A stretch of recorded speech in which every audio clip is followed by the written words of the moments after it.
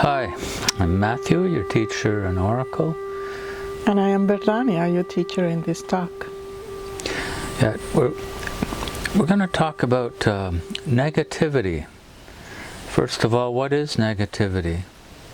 What does it function as, and also how do we corrupt it? So there's what, I don't know if to call it healthy negativity, but it's part of how we create life on the earth. There's positive force and there's a negative force, and the two interact, and it creates a dynamic which creates life. That's what you'd call healthy negativity.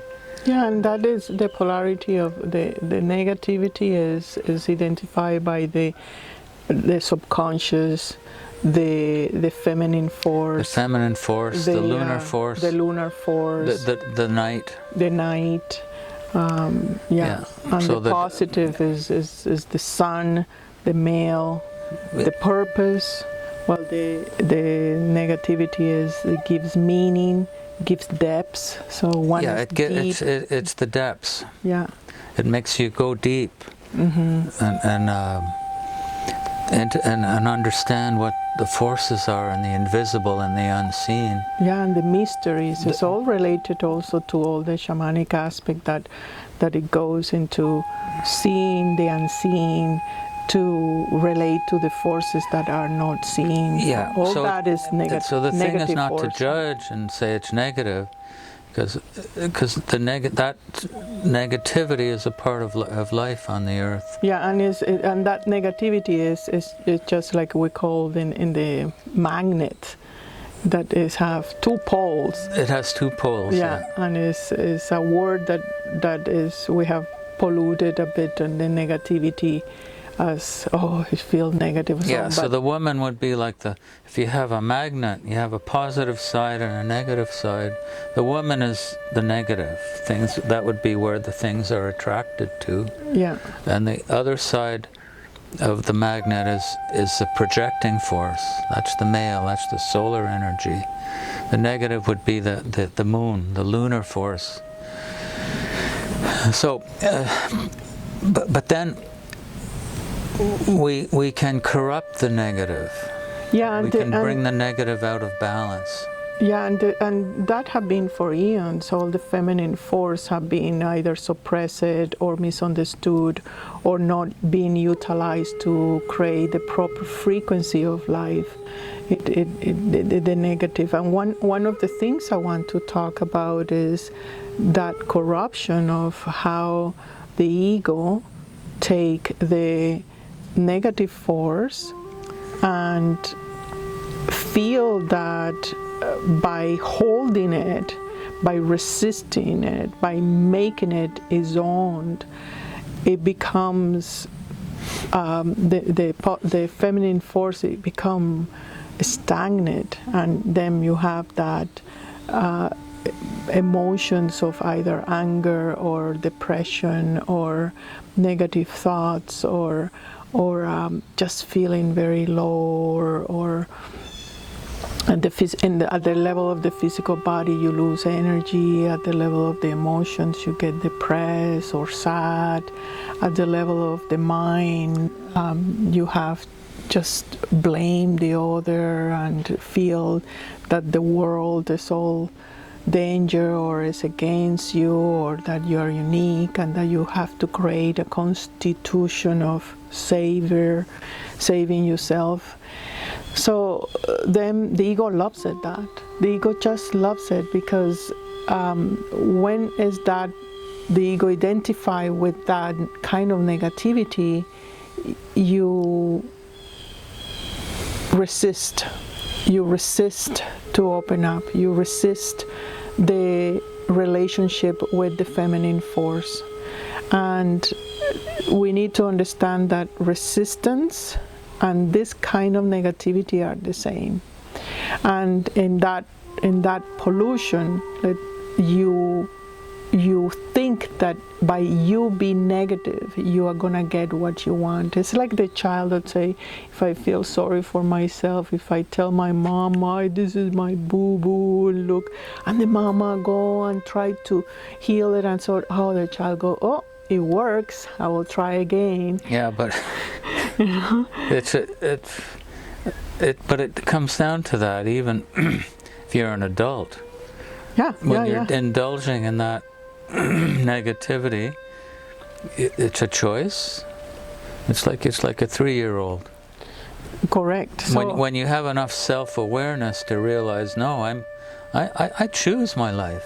Everything in my life I've created. I take responsibility but for. the child, I want to continue with the child, because the child think that by being negative is going to get what he wants, and it's also going to resolve any problem by feeling sorry by himself, by feeling that, oh, I am not good, basically.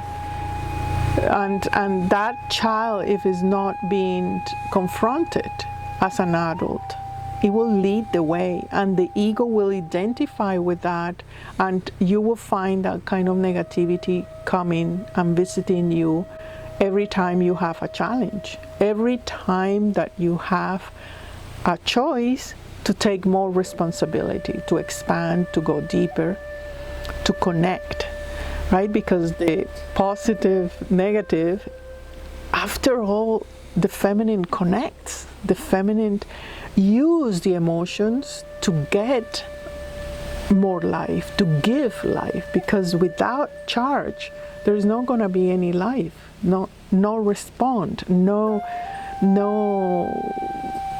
energy.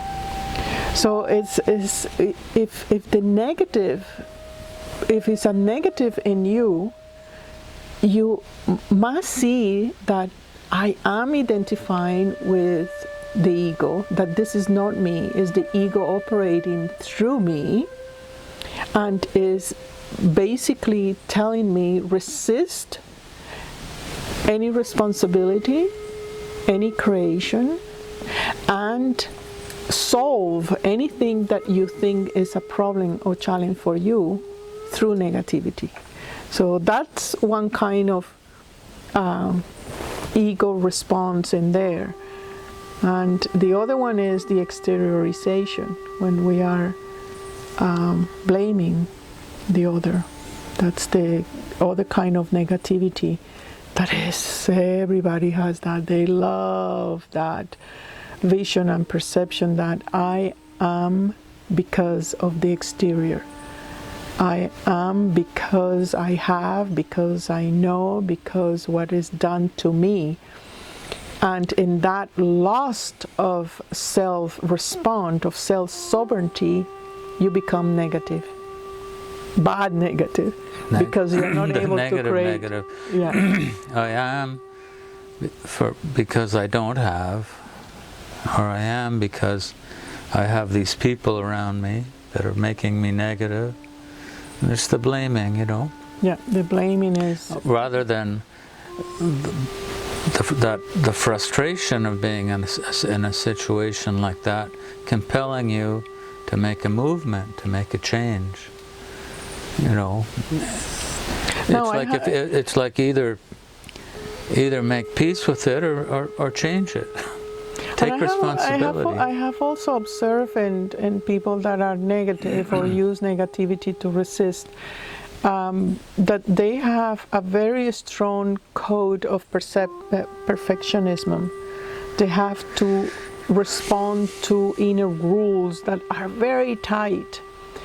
They tend to have the right and wrong very ingrained. This, I have to be right. Everything has to be under my code, my constitution, my rules. And if anything in the exterior is not going into their rules, they see it as an attack. So that's all the kind of negativity that you are negative because you're expecting an attack, you're expecting a hurt, you're expecting that belief system that you're not safe. And it's part of the ego game. And if we try to find a solution within that frame of mind, we're still operating under that matrix, that frequency, that bubble, and that definitely is not going to move you out of the negativity, right? Because remember, they tried to solve their problems by being even more negative, right? So it's something that requires a great presence within you, and it requires that sense of choice, as you say. Yeah, but they don't. People in that state, they don't want to hear that it's a choice, because they're convinced that it's the outside and that they're victims. And when you point it out that no, you're making a choice here, I'm afraid, and then you're often met with a violent tantrum. That's not true. It's like I'm a victim, and they'll defend it to the end. Yeah. Because that's their whole. It's an existential threat to that ego, to that identification, and. But that's the reality, and we need to learn to be responsible for what we choose, and thereby responsible for our resonance, what we put out. And also the other part of the negativity is that can be useful is when you feel low, when you're not using the negativity as an identification, you may feel emotions or something in your body that it doesn't feel good. But it doesn't mean that you're bad, that you can use that as a place of contemplation, because it's usually something that is off alignment. It's something that is telling you a point of guidance. So that's the part of frustration versus fear that is telling you something to move, to evolve. And that's also to relax about feeling negative from time to time, where you're not always negative, but is a natural part of evolution, because we don't have responsibility when we have learned to evolve through fear or frustration. It doesn't have to be that way, but because of the lack of responsibility, or because if something goes off alignment, it's a symbol of growth. So it's a lot to contemplate around what is negative, how the ego uses negativity, how is a healthy negativity that you can use to evolve, to inquiry, to contemplate, and how you don't need to pursue always to be positive, to be cheerful and so on. That's not the point of spirituality. The point of spirituality is to be like the magician, where you have the positive and negative forces, and you understand that duality in this plane of existence to create a point of neutrality where you're able to create your life from a point of equanimity, peace, and integration.